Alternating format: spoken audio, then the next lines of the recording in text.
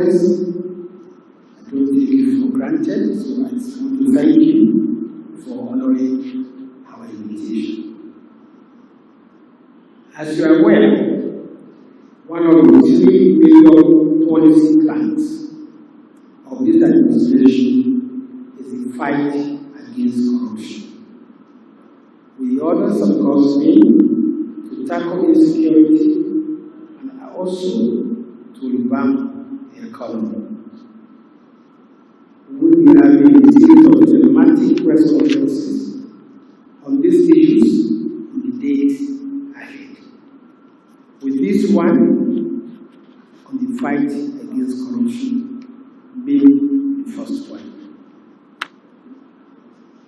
It is common knowledge that one of the most difficult tasks for any government is to fight corruption. Because when you fight corruption, corruption will fight you back. This explains why naysayers have continued to belittle or dismiss the administration's anti-corruption efforts and success. Let me say here that fighting corruption is a marathon and not a sprint. Also, investigations, arrests, prosecutions, and asset forfeiture, which are the immediate, visible indices by which many measure success in tackling corruption, constitute, as important as they may seem, just a part of the strategies to combat corruption. It's also a more fundamental strategy, which I will describe as structural and governance reforms, or, if you like, constitutional reforms.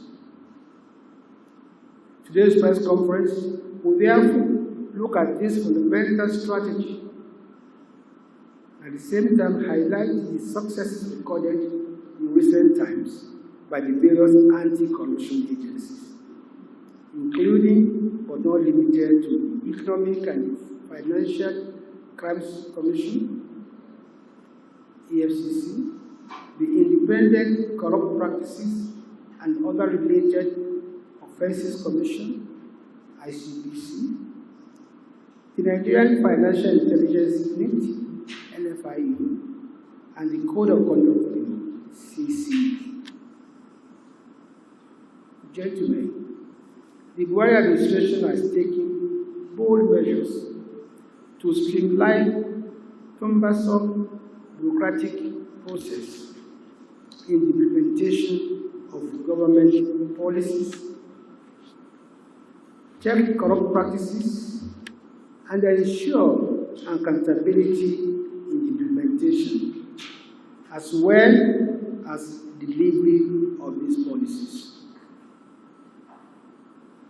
These reforms are all-inclusive, cutting across all spheres of governance and not excluding even the private sector.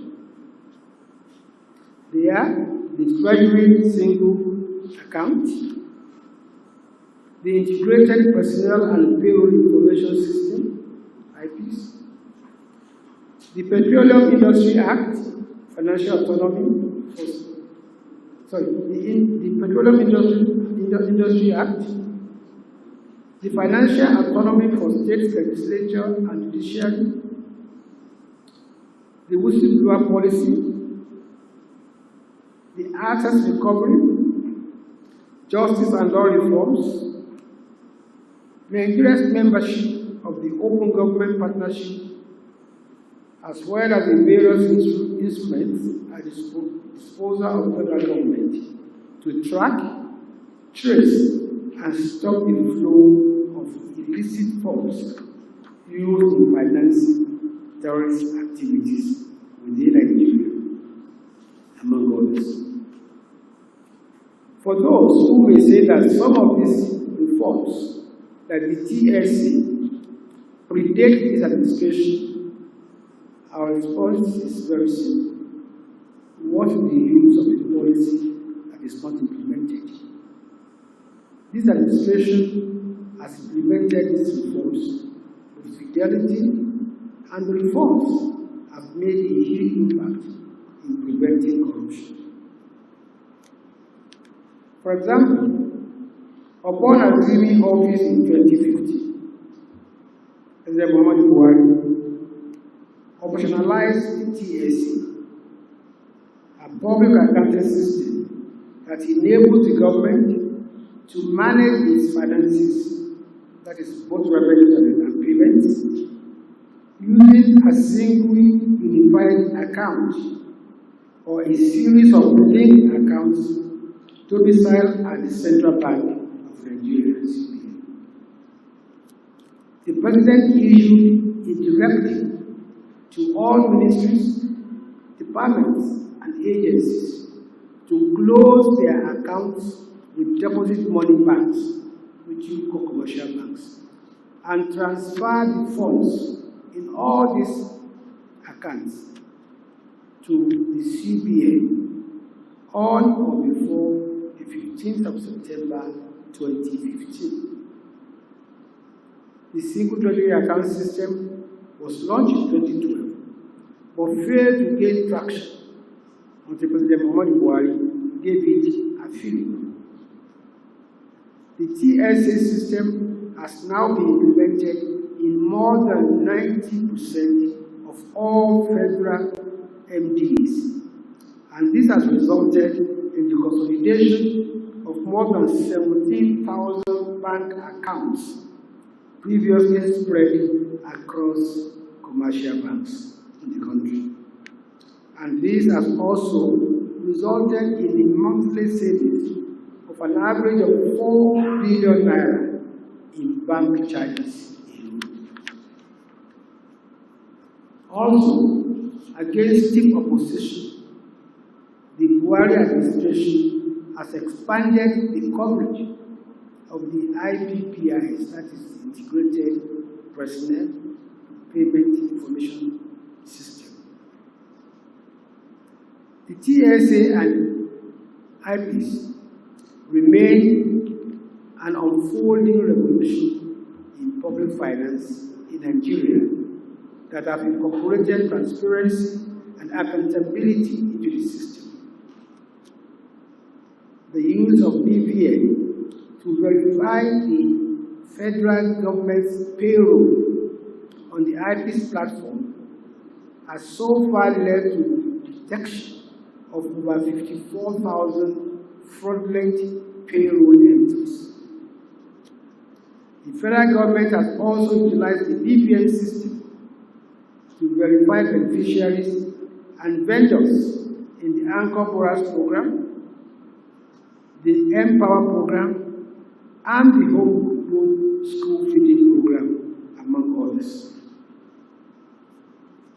The whistleblower policy, which is an initiative of the Federal Ministry of Finance, Budget and National Planning, is meant to encourage the voluntary disclosure of information about fraud, bribery, and looted government funds, including financial misconduct and any form of corruption or theft. The whistleblower whose information leads to recovery is entitled to 2.5% to 5% from the recovered funds. Information and tips received are usually referred to the EFCC, ICPC, or NFIU for further painstaking investigations. This policy has helped in the cleansing of IPs, has led to compliance on the TSA, and enhanced the Procurement Act of 2007. As of 2020, a total sum of about 700 billion naira has been recovered through the whistleblower policy. Then there's the Petroleum Industry Act 2021. As you are aware, there has been a dire need for Nigeria to reform the laws of its oil and gas sector, which accounts for about 90% of its foreign exchange earnings and about 65% of the government's revenue. While some of the laws had become outdated and unsuited to the 21st century, some were simply non-existent to regulate certain activities, thereby creating loopholes to be exploited by corrupt practitioners. A case in point is the P&ID case, in which a company registered in a foreign tax haven colluded with corrupt officials over a set-to-fail gas processing project to secure about $10 billion award against the Nigerian government via arbitration process abroad. Attempts to revamp petroleum laws by successive governments proved futile for over 20 years, until President Muhammadu Buhari broke the jinx to push through the Petroleum Industry Act in 2021 through strong will and determination. January, President Muhammadu Buhari signed an executive order in May 2020 that unequivocally granted financial autonomy to state houses of assembly, state judiciaries, as well as the local governments, and the third tier of government. The order also mandated the Accountant General of the Federation to deduct from source funds due to state legislatures and judiciaries from the monthly allocation of states that fail to comply. You must note that lack of financial autonomy for the separate arms of government at the state level is a major structural flaw that is in need of reform. And this has been addressed by the Buhari administration. Also, the financial suffocation of local governments is a major enabler of insecurity and terrorism in the Nigerian countryside. Most of Nigeria's 774 local governments exist in rural areas where effective local governance is an existential issue. To underscore their responsibility to the people, President Muhammadu Buhari recently reminded the local government chairmen of their burden of accounting for every kobo allocated to their councils should they fold their arms and allow the sharing to continue by the state governments. On ASA's recovery, Presidential Advisory Committee Against Corruption, PACA, has assisted anti-corruption agencies in devising clear strategies for obtaining forfeiture of assets suspected to have been fraudulently acquired from state coffers before prosecuting suspected culprits. Part of this work has involved painstakingly reviewing existing laws, such as the Money Laundering Act of 2004, the FTC Act of 2004, and the ICPC Act 2000, in order to identify and highlight sections directly conferring powers of forfeiture for Nigeria's anti-corruption agencies. This advocacy has led to a significant increase in the use of non-conviction-based asset forfeiture mechanism by anti-corruption agencies. To check terrorism financing in Nigeria, the federal government has deployed a plethora of tools, including the Money Laundering Act 2004, the FCC Act 2004, the ICPC Act 2000, Department of State Services, DSS, and the Nigerian Financial Intelligence Unit, NFIU, to deal with the issue of corruption, money laundering, and terror financing. The ongoing harmonization of bank verification numbers, BVN, with national identification numbers, NIN, is also a means of tracking the flow of funds within Nigeria and by extension, tackling terror financing. Let me now highlight the much more visible activities of some of the various anti-corruption agencies, all of which have been effectively carrying out their mandates. In 2021 alone, the FCC secured a total of 2,220 convictions. That represents a 127% increase in the number of convictions, which was now at 76, recorded in 2020, and a far cry from the 195 convictions secured in 2016, the 189 in 2017, and the 312 convictions in 2018, and the 1,280 recorded in 2019. The 2021 figures of 2,220 convictions represent a 98.49% success rate, with only 34 cases representing 1.51% discharged. On monetary recoveries, in 2021 alone, the FCC recovered a total monetary amount of 152 billion 88,698,751 naira 64 kobo.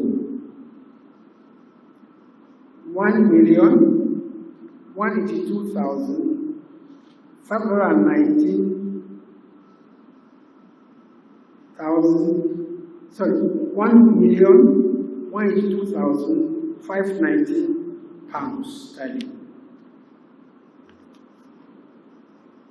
1,723,010 Saudi riyals. 1,900 South African rand. 386,220,202 US dollars. 156,246 euros. 1,400 Canadian dollars. 5.369 Bitcoin and 0.091 Ethereum. The last two are digital currencies.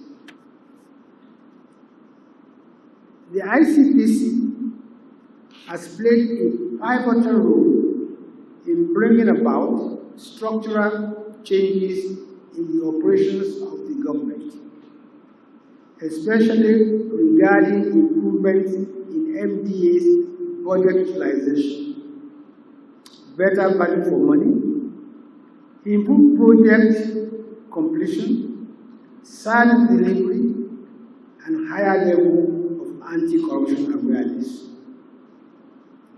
Recall, gentlemen, that the Commission established the Constituency and the Executive Projects Tracking Initiative in 2019 to ensure value for money for the Nigerian people and full execution of projects. Between 2019 and 2021, ICPC traced 2,000 projects worth 300 billion naira.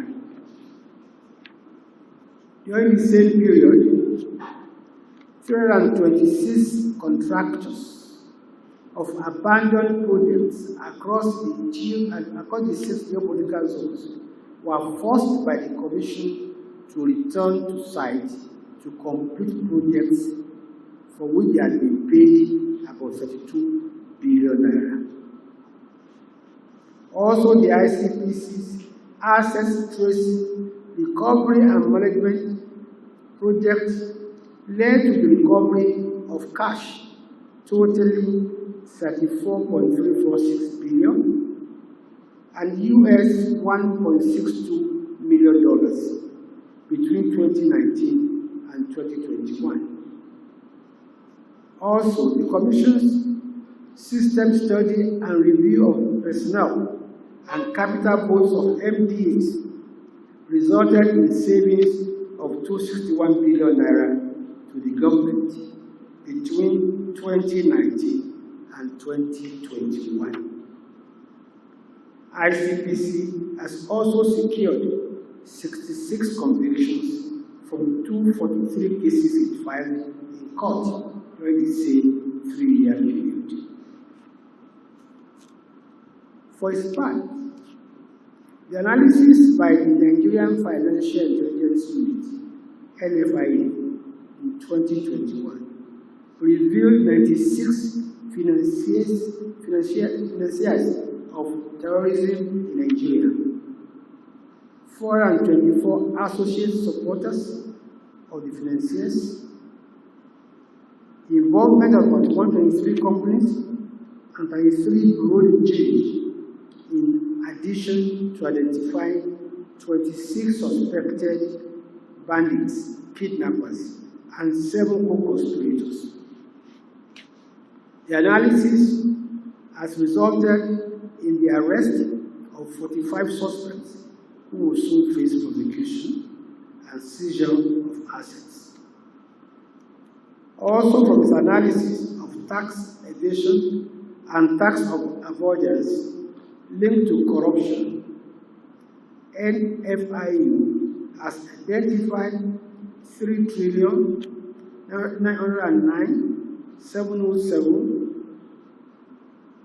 3 trillion 909 million 3 trillion 909 billion 707 million 678,102 naira in VAT and 3 trillion 773 billion 918 million 335,075 naira withholding taxes to the government. This is the analysis. It does not mean they have recovered that. With withholding tax due to the government, that is withholding tax due to the government. NFIU has also sent 1,165 intelligence reports on cases of corruption, money laundering, and other serious offenses to 27 domestic agencies for investigation, prosecution, and asset recovery.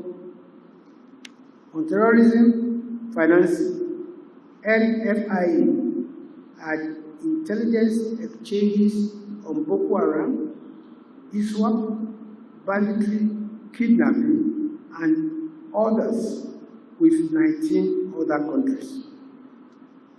During the same period, that's 2020-2021, the NFIU returned fraudulently obtained funds totaling $103,722,102, 3,000 pounds sterling, 7,625 Singapore dollars, and 1,091 euros to 11 countries of victims who came into the country.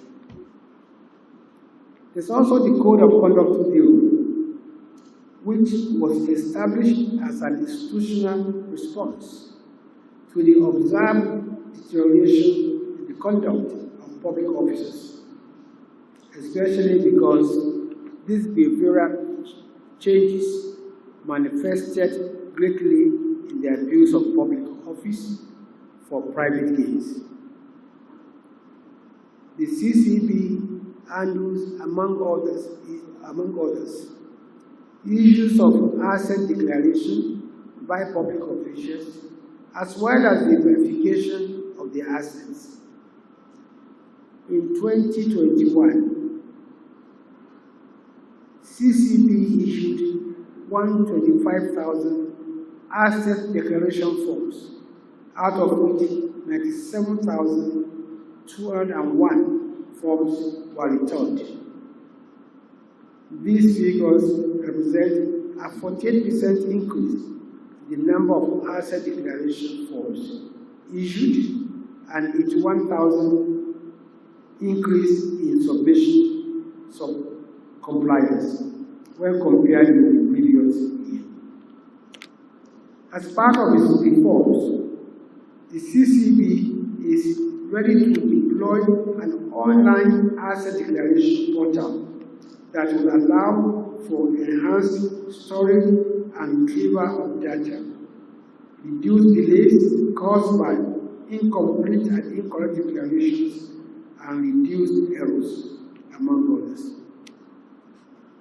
In 2021, the Bureau investigated several cases involving illicit enrichment, conflicts of interest, abuse of office, and ethical breaches, resulting in the filing of over 200 cases before the Code of Conduct Tribunal.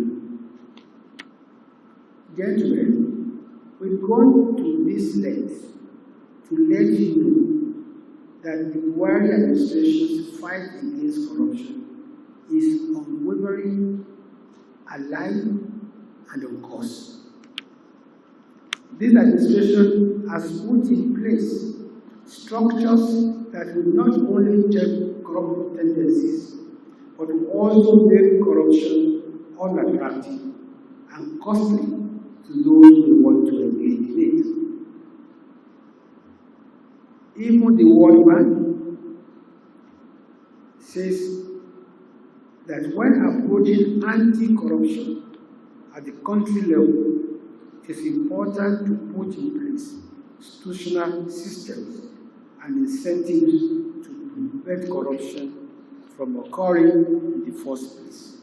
And that is precisely what this administration has been doing, which is that we are putting structural and governance reforms which I have enumerated above.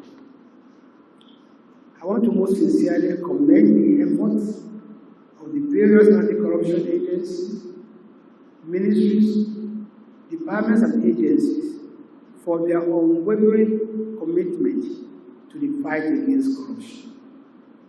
I also want to implore all Nigerians to join in this fight, as it is not a fight for the government alone. With the support of all citizens, I can assure you that we will defeat this monster that stunts development and impedes investment. I thank you all for your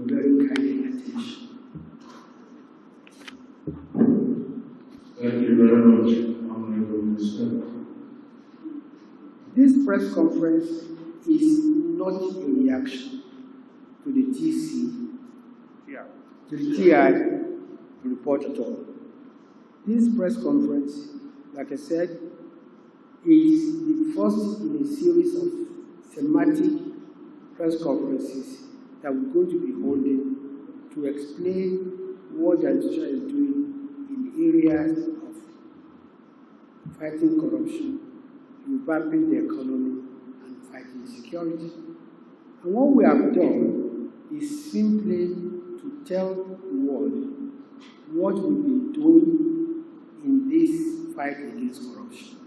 When the president in 2015, in his campaign, announced that his administration will concentrate on fighting corruption, revamping the economy, and tackling insecurity, he was not playing the agenda of Transparency International or anybody. So to that extent, we are saying that this government has a responsibility to Nigerians to fight corruption because it is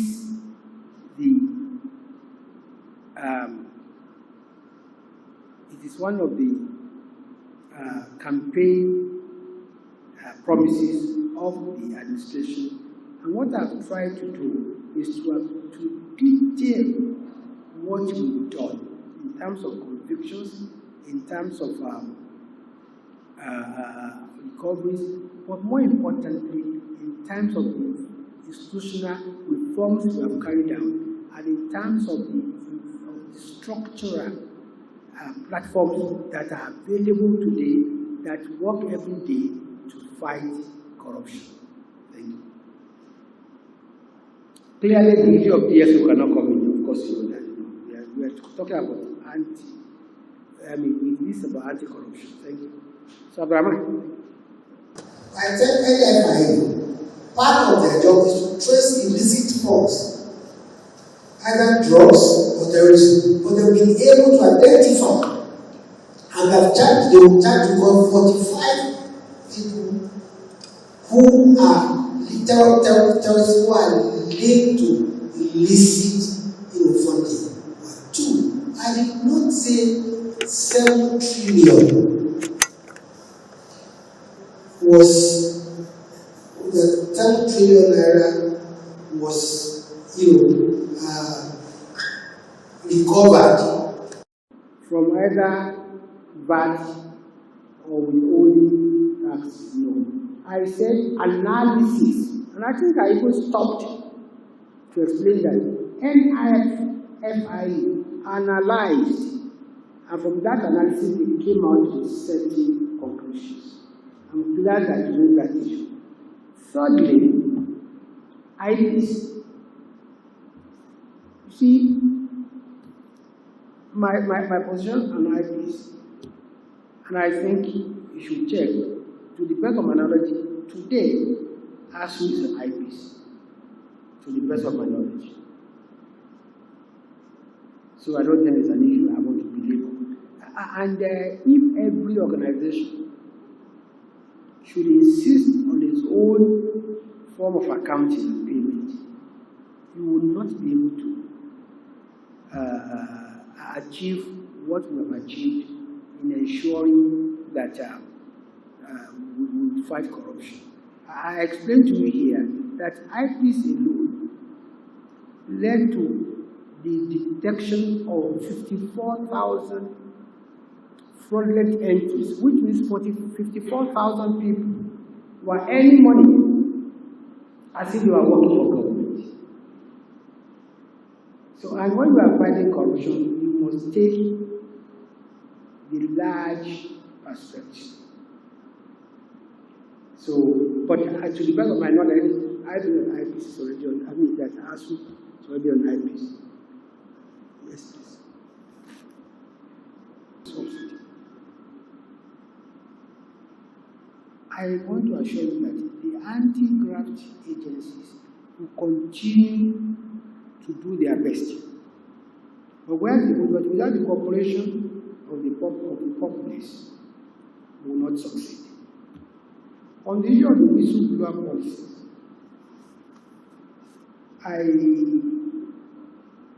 I have very personal experiences where I actually also investigated a lot of so-called allegations. We had instances where the whistleblower policy became a racket, where the same information was being repeated by several people. And that is why the ministry had to be very, very cautious. And if you listen to my press conference, this particular one, I said cases, once we get information from informants or tips, we refer them to either ICPC, police, EFCC, NIFIO, because they are the ones that are competent to actually trace and confirm if indeed the whistleblower is actually blowing a true whistle or a fake one. Now, what we find out in most cases is that even those who are blowing whistles are not very clear. And like I explained, it's only when your information, your whistleblowing, leads to recovery that you are paid. People think that just because they give information that ₦1 billion is missing, they should be given ₦1 billion. But all the same, we're also fine-tuning some of the parameters of the whistleblowing policy. And I think the other question you asked was about I'm not aware of that, and I'll find out. We are not fighting corruption to impress anybody. TI or CI or ZT. We are fighting corruption. Nobody told us 2015 to make fighting corruption a cardinal plank of administration. So I'm not really impressed or moved by what TI says. I am more concerned about what we are doing. I will continue doing so. So I'm not, this is not a reaction to TI at all. And all I want you to see is that I've told you these are the structural reforms we put in place. Are they true or are they not true? Are they effective or not? I've told you these are the numbers of recovery assets. This is my own mandate. And this is pardon? Look, Amaka, please tell me one country. Tell me one organization why you don't have systemic corruption. Look, all this, let me tell you, if I go to you, and if I go to your organization today, I'm sure there's fraud. No, listen. That is why you have auditors. No, listen. Look, put 2-3 people together. Put money there, you find corruption. Anywhere in the world. Look, some people who have now arrogated to themselves the right to say A is corrupt. What is happening in their own systems? This country is not fighting corruption to impress anybody. It's because we recognize that corruption stunts growth. Corruption will not let you grow. It will not get investment. And that's why the president said, and I told you that, look, the executive order, number 10, is it number 10 or number 11? The executive order in 2020 that gave financial autonomy to local governments, to state legislatures, to the judiciary. It's one of the most effective ways of fighting corruption. And for them, warn them, he did two things. If I get a complaint that a particular state government is not releasing money due to local government, I will deduct it from its next allocation. And went further to warn the local government chairman, if you continue to collude with your state government and you share local government allocation, on the day of reckoning, you will be made to account for every penny allocated to you. What more do we expect the government to do? You see, I want you to please look at these institutional reforms we put in place. If they are not working, make contribution to them. Look, in churches there's corruption.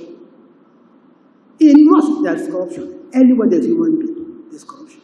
So what I'm talking about? But the point is that, are we folding our arms? We are not.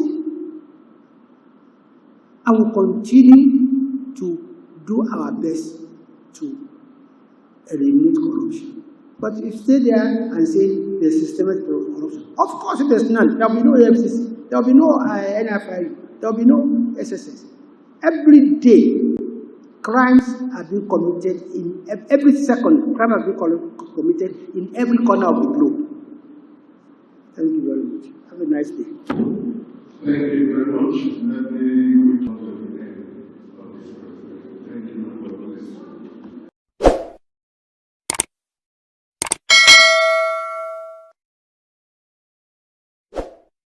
Sọ Fáṣùgbà mi dé. Lọ́tẹ̀ yìí o, èmi gángan máa gbọ́. Fáṣùgbà mi dé. Ọ̀rọ̀ rẹ ló wù wá ká máa gbọ́ o. Fáṣùgbà mi dé. Ìyàwó Ọlákúnlé mi Fáṣùgbà. Fáṣùgbà mi dé. Adùn idán la wà lórí rẹ̀ o. Fáṣùgbà mi dé. Ẹ wo educative program tí a mi sọ. Fáṣùgbà mi dé. Àwa ò ní kólókó máa ròkun. Fáṣùgbà mi dé. Àwọn dẹ̀ní kọ́lá náà máa yẹ̀ lò. Fáṣùgbà mi dé. Àwọn tó bá roko kó máa gbọ́ wa lọ. Tó bá yẹ̀nù kó máa gbọ́ wa lọ. Ẹ̀wọ̀n Lákúnlé mi ọmọ Fáṣùgbà o. Fáṣùgbà mi dé.